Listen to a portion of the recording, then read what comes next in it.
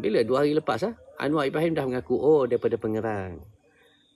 Jadi Vitol itu dilantik sebagai ejen. Ya, ejen ataupun trader. So di manakah pembohongan Isham Jalil? Cuba pergi tengok yang cerdik sikit, pergi rujuk kepada yang cerdik sikit. Janganlah kamu nak bandingkan geng-geng Wahadi, Mak Husin. Kalau kan saya dah kata, bukanlah nak merendah-rendahkan mereka, IQ mereka ataupun EQ mereka. Kalau kita tengok background Isham Jalil itu sendiri, dengan Wan Hadi, dengan Mak Husin, dengan Ceplos Murahan, jauh langit dan bumi lah. Okay. Semacam saya katakan sebelum ini, bukanlah saya kawan Isham Jalil, tidak. Isham Jalil pun tak kenal saya. Saya pun tak kenal. Cuma saya melihat banyak pendedahan yang diberikan oleh Isham Jalil itu berfakta.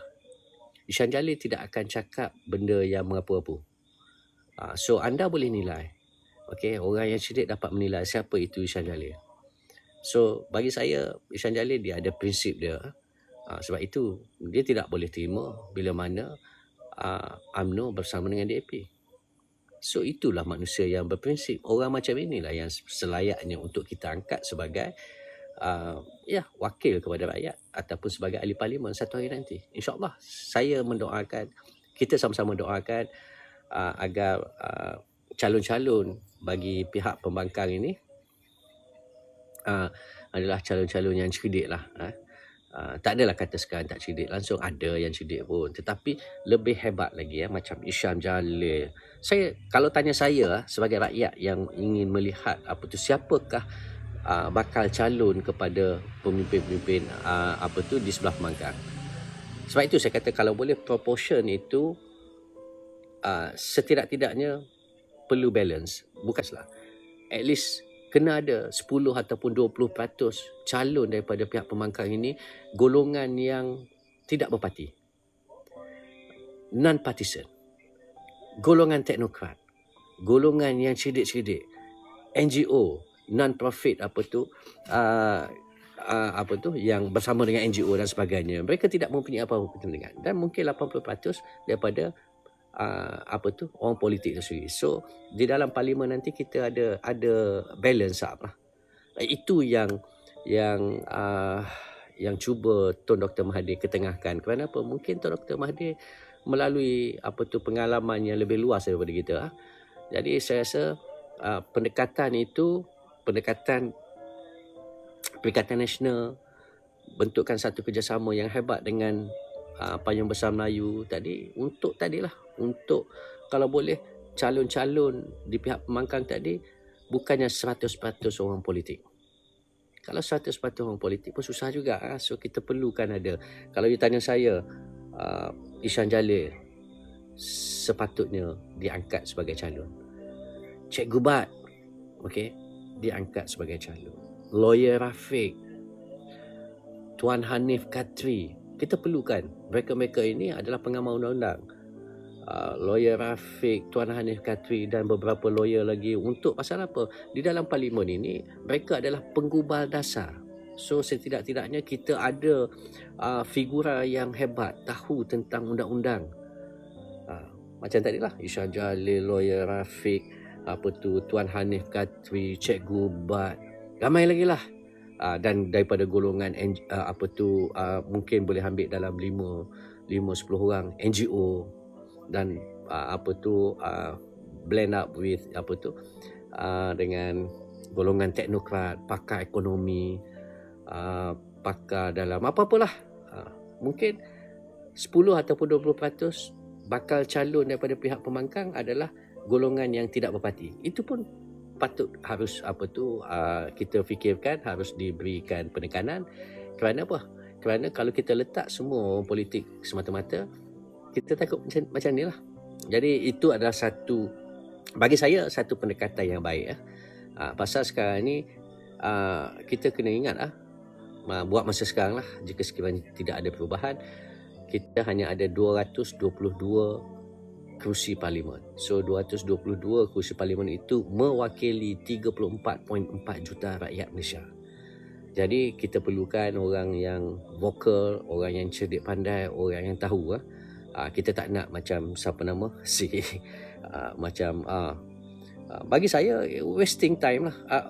What a waste of kerusi itu diberikan kepada jelutong, diberikan kepada beberapa kepimpinan DAP terutama sekali Sani Ulu Langat dah macam beruk dekat dalam parlimen. Memalukan. So takkanlah kita nak angkat orang macam tu.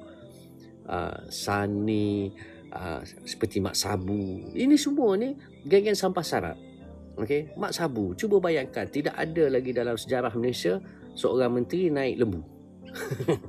Nak bagi tahu betapa teruknya kerajaan luar tabi'i ni. Yang naik lembu pun ada, yang jadi macam beruk di dalam parlimen pun ada, yang jadi macam lotong dalam parlimen pun ada, yang memekik-mekik dalam parlimen pun ada.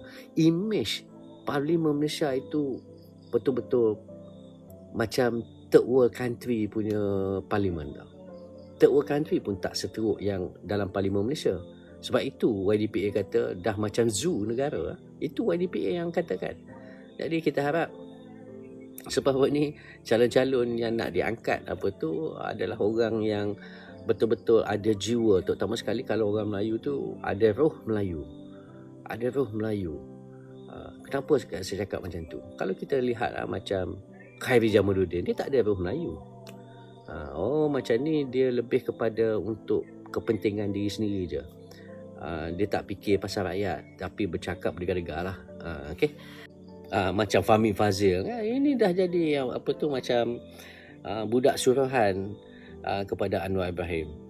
Dia pun dengan Fahmi Fazil pun cakap, minyak daripada India. Aduh, peningnya. Seorang menteri tu last kali ceplos pun cakap, minyak daripada India. Selepas satu hari, Minister in Ministry of Energy keluarkan Certificate of Origin from Malaysia. Tak kemalu. Kalau orang lain dah lama tujuh bangunan. Kalau lah orang lain dah lama tujuh bangunan ni, Fahmi Fazil ni. Fahmi Fazil boleh cakap, minyak ini daripada India. Last kali menteri di di Ministry of Energy Philippines ni keluar Certificate of Origin from Malaysia. Mana nak letak muka? Inikah kualiti menteri yang ada dalam kerajaan luar tabi'i? Itu tak lihat lagi siapa, Ahmad Mazlan. Minyak mahal naik basikal. Bodoh. Tak kebodoh namanya. Aduh. Kalaulah itu je tahap pemikiran mereka ni, lebih baik anda je yang jadi menteri. Bukan dari Kongo ke? Iya, mantap. So sebenarnya penting memilih pemimpin kerana di 222 ahli parlimen itu mereka adalah penggubal dasar untuk kerajaan, government of the day. Jadi hala tuju negara ini bergantung kepada mereka.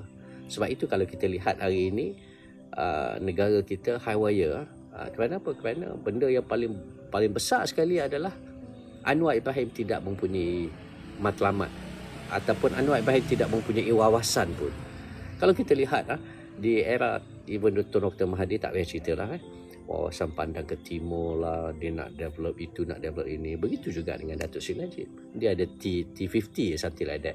Zaman Pak Lah pun memimpin ataupun supreme leader ni, okay, dia mesti ada think tank dia memikirkan apakah hala tuju yang kita nak bawa sebenarnya.